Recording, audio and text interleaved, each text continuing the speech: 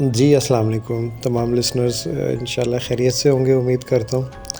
और जिस तरह आप लोगों को मेरा कंटेंट पसंद आ रहा है, व्यूज़ आ रहे हैं, उससे अंदाज़ा हो रहा है मुझे, तो इससे मुझे हौसला भी मिल रहा है। और आज अनटोल्ड स्टोरी की टेप 3 की बारी है।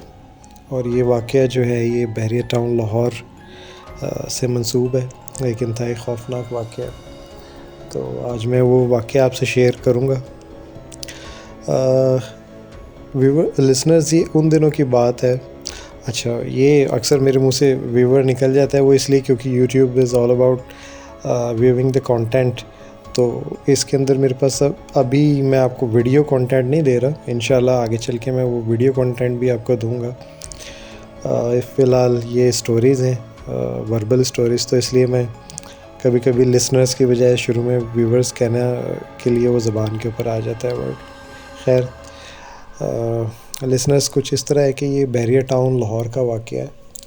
और ये उन दिनों की बात है जब बहरिया टाउन नया नया बना था और यहाँ पे बहुत कम आबादी हुआ करती थी, कंस्ट्रक्शन चल रही थी, खाली प्लॉट थे और शाम हुआ करती थी, तो बहुत जल्दी जो है वहाँ पर एक सन्नाटा सा छाना शुरू हो जाता था।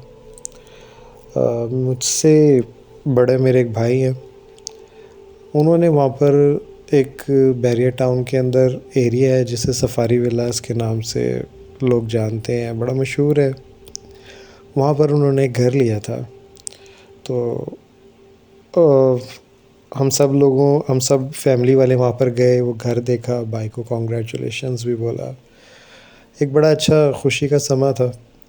तो हम वहाँ पर सारी भाई की जब डील हो गई थी, तो उन्होंने डील करके एक सरप्राइज़ दिया था सारे घर को कि मैंने वहाँ पर घर ख़रीदा है। तो उसके बाद हुआ ये कि भाई ने मेरी ज़िम्मेदारी लगा दी कि आपने जो है वो घर को, जितने भी वहाँ पर काम होने वाले हैं, कोई सफाई का या अगर कोई छोटा मोटा मेंटेनेंस का काम है, तो वो ज़रा तुम देख लो। तो मैंने कहा ठीक है, क्योंकि मुझे थोड़ा सा इस तरह के कामों में दिलचस्पी भी है, इंटीरियर्स के काम में। और दूसरा ये कि मैं इन कामों को बड़ी अच्छी तरह समझता भी हूँ। तो मैंने उस ज़िम्मेदारी को फ़ौरी तौर पर कहा कि ठीक है, मैं आपके घर के अंदर जो भी रेनोवेशन के काम है मैं उसको देख लेता हूँ। हुआ ये कि फिर मैं भाई से घर की चाबी लेकर, तो मैं वहाँ पर चला गया। मैंने कुछ लेबर वगैरह अरेंज की अपनी, और वहाँ पर जितने भी छोटे मोटे काम होने वाले थे वो करवाना शुरू कर दिया। अब शाम का वक्त था और वहाँ से शहर वापस आना, लाहौर शहर में वापस आना एक बहुत लंबा सफ़र था, और अकेले वापस आना इतनी सुनसान सड़कों पे वो मुनासिब सा नहीं लगता था। तो ये सब चीज़ें मेरे ज़हन में थी, तो मैं अपने साथ अपने कपड़े और एक बिस्तर लेकर चला गया था गाड़ी में रख कर, कि रात को जो है मैं वहाँ पर अपनी रात गुज़ार लूँगा और सुबह फिर काम मुकम्मल करवा के जो 3 से 4 दिन का था तो मैं वापस आ जाऊँगा। तो लिसनर्स, उसमें हुआ ये कि शाम का वक्त हुआ है, तो मैं काफ़ी थका हुआ था। शावर लिया, सोचा कि बाहर से चलें, थोड़े से कुछ खाना खा लेते हैं। वहाँ पर एक छोटा सा रेस्टोरेंट अंदर हुआ करता था, वहाँ से मैंने अपना रात का डिनर किया और निकल के वहाँ से मैं पैदल ही वॉक करता हुआ आ रहा था। तो अचानक मेरी नज़र वहाँ पर 2 लड़कियों के ऊपर पड़ी, जो सड़क के दूसरी साइड के ऊपर फुटपाथ के ऊपर वॉक कर रही थी। और पहले तो मैंने बिल्कुल एक नॉर्मल सा उनकी तरफ, जैसे आते जाते लोगों की तरफ नज़र पड़ जाती है ऐसे ही, वो बस एक देखा उनको, मैं चला गया। मगर उनके पास से गुज़रा, मगर उसमें जब मैं उनके पास से गुज़रा तो थोड़ा सा मैंने उनको दोबारा देखा, और वो इस वजह से कि उनके जो कपड़े थे उनकी तरफ मेरी तवज्जो गई। उनके कपड़े थोड़े से इस तरह के थे जो हमारे कल्चर में, या being a Pakistani and Muslims, mostly लोग या लेडीज़ जो हैं, वेमेन, वो नहीं पहनती हैं इस तरह के कपड़े। तो ब्लैक कलर के कपड़े थे, बाल उनके खुले हुए थे, और अजीब से उन्होंने शूज़ भी उनके अजीब से थे, लाइक कि मैं डिस्क्राइब नहीं कर सकता, बड़ी अजीब सी उनकी वो कपड़े थे। खैर, मुझे उसकी तरफ थोड़ी सी तवज्जो हुई, और एक वो हुआ कि यार ये किस तरह के कपड़े पहन कर यहाँ पर वॉक कर रही हैं। यार इस वक्त यहाँ पर पास में कोई है भी नहीं, रोड खाली है। गो के वो बैरियर टाउन था, वहाँ की सिक्योरिटी वगैरह बहुत अच्छी है, मगर फिर भी 2 लड़कियों का इतनी रात को इस तरह के अकेले निकलना और वॉक करना, और फिर उनके कपड़े जो है वो उनकी बनावट कुछ अजीब सी समझ से बाहर थी। खैर मैंने अपना वॉक करता हुआ घर चला गया और जाकर मैंने अपने घर की चाबी से दरवाज़ा खोला है और उसके बाद मैं सो गया। रात बड़ी अच्छी गुजर गई। सुबह मेरी आँख खुली तो दरवाज़े के ऊपर मज़दूर पहले से आकर बैठे हुए थे, तो उनसे मुझे पता लगा कि वो बेचारे पिछले कोई आधे एक घंटे से दरवाज़ा नॉक कर रहे थे मेरा और वो इंतज़ार में थे। तो मैंने उनसे माज़रत की कि यार मैं शायद कुछ गहरी नींद में था, पता नहीं चला। खैर वो काम शाम करते रहे। फिर एक वही रूटीन आई कि तकरीबन को 5 बजे जो है वर्कर सारे वहाँ पर काम करके चले गए, क्योंकि 5 बजे के बाद बहरिया टाउन के अंदर काम करना अलाउ नहीं था किसी भी किस्म का। तो वो चले गए। एक सेम वही रूटीन थी। इशा की नमाज़ का टाइम था। मैं नहा धो के फ़्रेश हुआ, मैंने इशा की नमाज़ पढ़ी और उसके बाद मैं अपनी रूटीन में फिर दोबारा उसी होटल की तरफ चल पड़ा। वहाँ से खाना शाना खाया और उसके बाद थोड़ी देर में वहीं पर बैठा रहा, मोबाइल पर घर वालों से बातचीत करता रहा, उनको बताता रहा, बड़े भाई को बताता रहा कि क्या प्रोग्रेस है। उन दिनों आपको पता होगा कि आज से इतने साल पहले, 10-12 साल पहले, ये व्हाट्सएप और इस तरह की चीज़ें इस तरह नहीं थी जितनी फ्रिक्वेंटली आज यूज़ होती हैं, ना इंटरनेट इतना फास्ट हुआ करता था। तो ईमेल के ज़रिए मैं कुछ पिक्चर्स वगैरह बना के उनको सेंड कर दिया करता था और वो देख लेते थे उसको, या मैसेंजर एक हुआ करता था।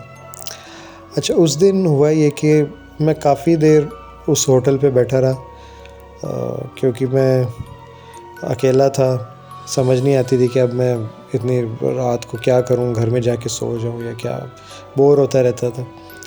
तो मैं काफ़ी देर होटल पे बैठा रहा। तो उन्हीं जो एक दिन पहले मुझे वो 2 लड़कियां नज़र आई थी, तो उनको मैंने फिर दोबारा उसी होटल के पास से वॉक करते हुए गुज़रते हुए देखा। तो जितने एक अजीबो-गरीब कपड़े थे, तो मैंने सोचा कि शायद होटल वाले भी इनको नोट करेंगे और इनका मैं जेस्चर देखता हूँ कि ये किस तरह उसको लेते हैं, इन लड़कियों के ड्रेसेस को। तो मैं उन लड़कियों की बजाय मैंने होटल के जो लोग बैठे हुए थे वहाँ पर उनकी तरफ तवज्जो की, और मगर वो उनमें से मुझे ऐसा लगा कि जैसे कोई भी उनको नहीं देख रहा बिल्कुल भी, और अपने काम में मसरूफ़ हैं, या ऐसे कि उनको पता ही नहीं चला कि वहाँ से कोई इस तरह गुज़रा है। अच्छा, अब तीसरा दिन आता है लिसनर्स। मेरे पास बाइक हुआ करती थी उन दिनों, गाड़ी भी थी मगर मैं एक बाइक रखी हुई थी, छोटे छोटे पैटी जो काम होते हैं उनको करने के लिए। तो हवा चल रही थी, हल्की हल्की सी बारिश थी, तो मौसम बहुत अच्छा था। मैंने कहा चलो आज थोड़ा सा एक्सप्लोर करते हैं बहरिया टाउन को बाइक के ऊपर। तो मैंने अपनी बाइक निकाली और मैं बहरिया टाउन को एक्सप्लोर करने के लिए निकल गया। आप लोग जितने भी सुनने वाले हैं उनमें से जो लोग बहरिया टाउन लाहौर में गए हैं, विज़िट किया है या रहते हैं, उनको पता होगा कि तलवार चौक से आगे सीधा एक रोड जाता है जो एफ़िल टावर की तरफ जाता है। तो उन दिनों एफ़िल टावर नाम की तो कुछ चीज़ नहीं थी वहाँ पर, और ना ही वहाँ पर कोई अभी बहरिया टाउन की मस्जिद भी बनी थी। तो उस रोड के ऊपर मैं बाइक चलाता हुआ निकल गया और बड़ा एंजॉय कर रहा था। मैं आहिस्ता आहिस्ता बाइक चला रहा था, एरियाज़ देख रहा था। थोड़ा सा डर भी लग रहा था, मगर किसी जिन भूत का डर नहीं लग रहा था। वो डर इस चीज़ का था कि कोई चोर उचक्का, कोई डाकू कोई ना आ जाए, कोई बाइक छीन के ना ले जाए, कोई ऐसी स्नैचिंग मेरे साथ ना हो जाए। तो मैं काफ़ी आगे निकल गया। उधर एक दीवार आ गई थी जो ग़ालिबन उसकी दूसरी साइड पे एक गाँव लगता था। वो वहाँ मैं उसको खड़े होकर देखता रहा, थोड़ा सा 1-2 मिनट देखा कि सारी जितनी एरिया है उसका जायज़ा लिया, और मैंने अपनी बाइक वहाँ से मोड़ी और वापस सफारी विलास की तरफ आना शुरू कर दिया। अभी मैं जैसे ही बाइक मोड़ के सफारी विलास के लिए मैं डबल रोड के ऊपर बाइक चलाना शुरू किया, तो मेरी नज़र फिर उन दोनों लड़कियों के ऊपर पड़ी। और जैसे ही मैं उनके पास से गुज़रा हूँ, तो इससे पहले कि मैं हैरान होकर उनको देखता, वो उन्होंने रुक कर मेरी तरफ देखा और हाथ से कुछ इस तरह का इशारा किया जैसे वो मुझसे कुछ कहना चाह रही हैं। तो एकदम से मैंने अपनी बाइक की ब्रेक लगाई और मैं पहले रुक गया, और रुक के मैं पहले ये सोचने लगा कि इन्होंने मुझे रोकने के लिए इशारा किया है, कोई बात करने के लिए, कोई पूछने के लिए, या वैसे ही मुझे कोई ऐसा फ़ील हुआ है कि इन्होंने इस तरह का कोई इशारा किया है। खैर मैं सोचा कि पहले तो ये सोचा कि यहाँ से चला जाऊँ, फिर मैंने सोचा कि चलो रात है, इतना अंधेरा है, यहाँ पर कोई है भी नहीं, हो सकता है उन्होंने मुझसे कुछ पूछना हो, कोई हेल्प चाहिए हो। तो मैंने उनसे बड़े तमीज़ के साथ, एक अदब के साथ, जो एक रिगार्ड होता है फ़ीमेल्स का, उस हिसाब से मैंने उनसे बात की, पूछा जी आपने मुझे रोका है, तो आपको कोई प्रॉब्लम तो नहीं है? तो उन्होंने कोई ख़ास बात नहीं की मुझसे और उसका ज़िक्र नहीं किया, ना ही मुझे इसका जवाब दिया। बस उनमें से जो एक लड़की थी उसने मुझे कहा कि क्या आप मेरी बहन को सफारी विलास तक छोड़ सकते हैं? तो मैं थोड़ा सा हिचकिचाया इस सवाल को सुन के कि अब इनको मैं क्या कहूँ, और ये तो दो हैं, तो मैं किस तरह इनको अकोमोडेट करूँगा। तो मैंने उनसे पूछा भी, मैंने कहा अगर अब मैं इनको छोड़ाऊँगा तो आप तो यहाँ पर अकेली रह जाएंगी। तो उसने मुझे कहा कि नहीं कोई बात नहीं, आप मेरी फ़िक्र ना करें, आप मेरी बहन को ले जाकर तो सफारी विलास में ज़ू के पास आप इसको उतार दीजिएगा। सफारी विलास में एक पार्क है, बड़ा खूबसूरत वेल मेंटेन पार्क है, जिसके साथ एक छोटा सा ज़ू भी है, और वहाँ पे बड़े खूबसूरत परिंदे और लायन और दूसरे एनिमल्स उनको रखा हुआ है बहरिया टाउन ने। तो अब मैं उनको हामी तो भर ली थी, मगर मैं अंदर से घबरा रहा था कि ये आसिफ़ तुमने क्या किया। तो खैर अभी मैं इसी कश्मोकश में था, तो उनमें से उसकी जो दो लड़कियां थी उसमें से एक लड़की मेरी बाइक की पिछली सीट के ऊपर आकर बैठ गई और उसने मुझे कहा कि चलें। तो मैंने बग़ैर कोई सवाल जवाब किए मैंने अपनी बाइक स्टार्ट की और मैंने बाइक चलाना शुरू कर दी। लिसनर्स, आप बिलीव करें कि अभी कोई 100-200 फीट जो है मैं उसकी बहन के पास से थोड़ा सा बाइक मेरी आगे गई थी। जैसे ही वो आगे गई है तो मेरी बाइक भारी होना शुरू हो गई, और पहले ही मैं ये समझा कि शायद कुछ थोड़ी बाइक में प्रॉब्लम भी थी। मैंने सोचा कि शायद कोई ट्यूनिंग का मसला है या क्या प्रॉब्लम इसके इंजन में आ गई है, कोई क्लच प्लेट का मसला है। मगर जो मैं बाइक को तेज़ चलाने की कोशिश करता था, मुझे कुछ ऐसा फ़ील होना शुरू हो गया जैसे बाइक के ऊपर मैं और वो लड़की नहीं बल्कि इसके अलावा 3-4 लोग और बैठे हुए, और मुझे काफ़ी अपनी बाइक के ऊपर वज़न महसूस शुरू हो गया।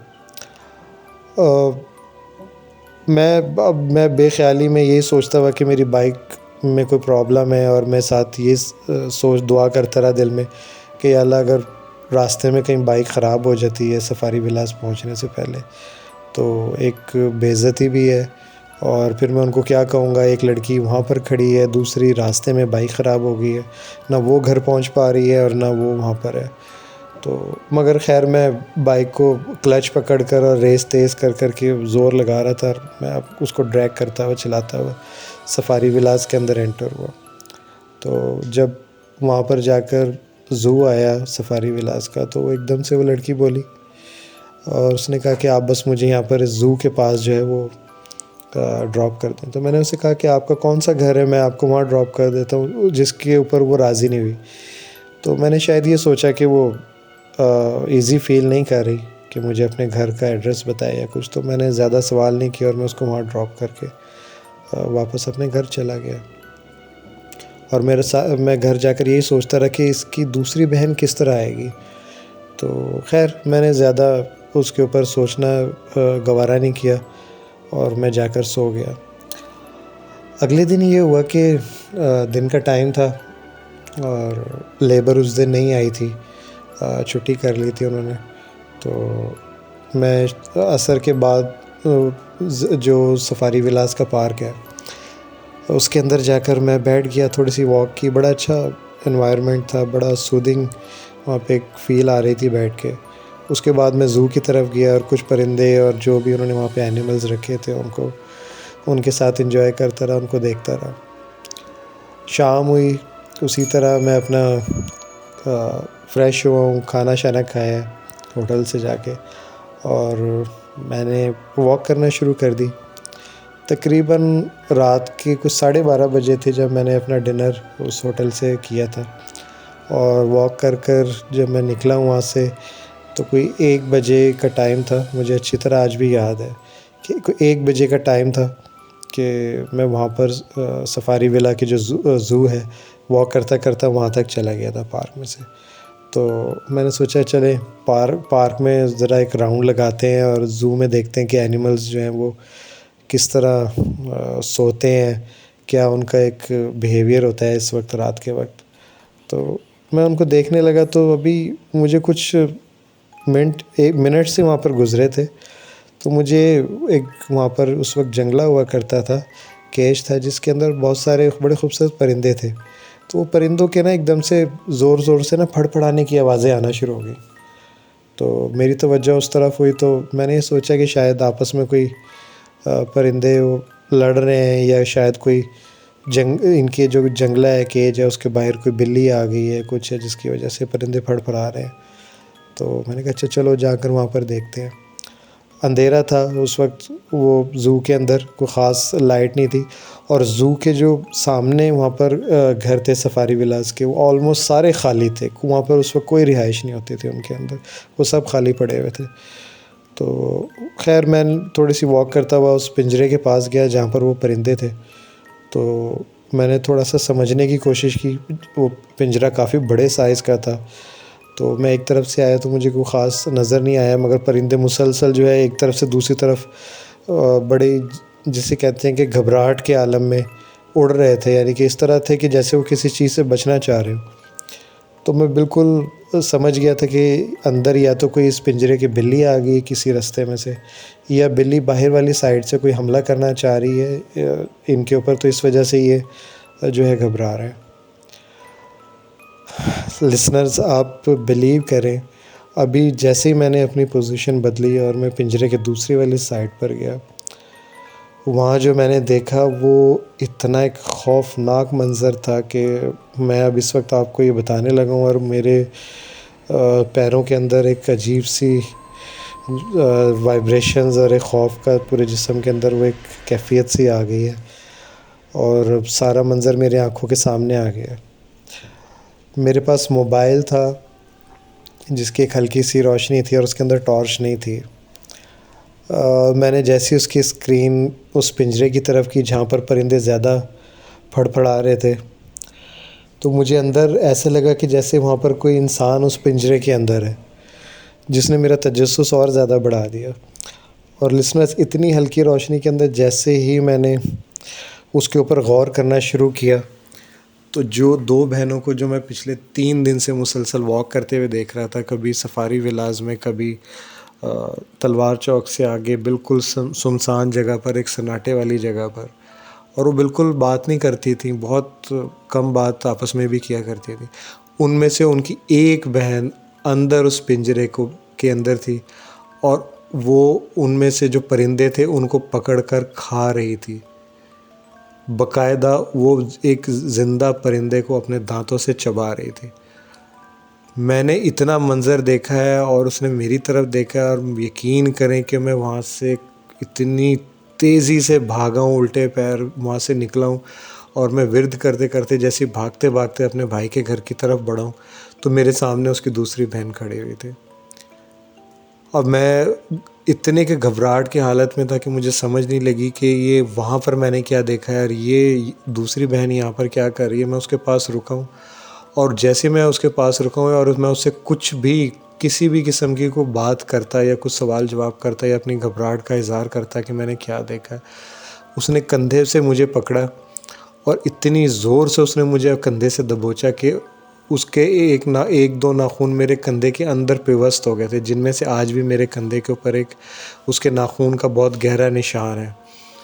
और इतना मैं घबरा गया, मुझे कुछ समझ नहीं लगी। मैंने बहुत ज़ोर लगाया, ज़ोर ज़ोर से मैंने कलमे पढ़े और अल्लाह अकबर कहता रहा, और बड़ी मुश्किल से मैंने बहुत जान लगा के उससे अपने आप को छुड़ाया। और जैसे ही मैं अपने घर की तरफ गया, मैंने पीछे मुड़ के देखा तो वहाँ पर कोई नहीं था। लिसनर्स, बिलीव करें कि मैंने वहाँ पर घर में से अपनी बाइक की चाबी उठाई है और मैंने घर लॉक किया है और मैंने ये फ़ैसला कर लिया था कि चाहे रात, इतनी रात का वक्त है, मगर मैं इस बैरिया टाउन सफारी विलास में नहीं रहूँगा और मैं इस वक्त ही यहाँ से निकलकर अपने घर का सफ़र तय करूँगा। और मैं वहाँ से अपनी बाइक निकाली है, हेलमेट लिया और बाइक स्टार्ट की, और इतनी की स्पीड से मैंने बहरिया टाउन से बाहर निकला हूँ। और जो नहर का सफ़र था वो मैं बाइक जितनी स्पीड से जा सकती थी, 100 की स्पीड पे मैं अपनी बाइक को दौड़ाता हुआ उस वक्त तक दौड़ाता रहा जब तक मैं रात के कुछ 1:30 बजे ऐसे जोन में नहीं पहुंच गया जहाँ पर मुझे ट्रैफिक और लोग और दुकानें नज़र आना शुरू हो गए। और वापस मैं फिर नहर का सफ़र करता हुआ अपना घर तक आ गया और घर की बैल दी थोड़ा, तकरीबन कुछ 10-15 मिनट बाद घर वाले बाहर आए। वो भी हैरान थे कि इतनी रात को तुम यहाँ क्या कर रहे हो। तो मैंने उन्हें इस सारे वाक़े से आगाह किया, बताया कि इस तरह मेरे साथ हुआ है।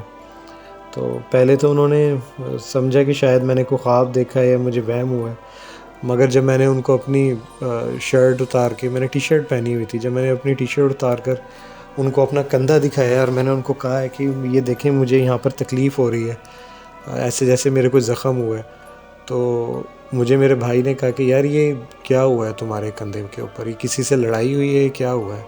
तो तब जाकर मुझे भी यकीन हो गया कि वाकई जो कुछ मैंने वहाँ पर ज़ू के अंदर देखा और जो कुछ मेरे साथ रास्ते में उसकी दूसरी बहन ने किया उस लड़की की, कि वाकई वो हकीकत थी और वो कोई आम इंसान, आम लड़कियाँ नहीं थी, वो यकीनन कोई चुड़ैल, कोई साया या कोई इस तरह था।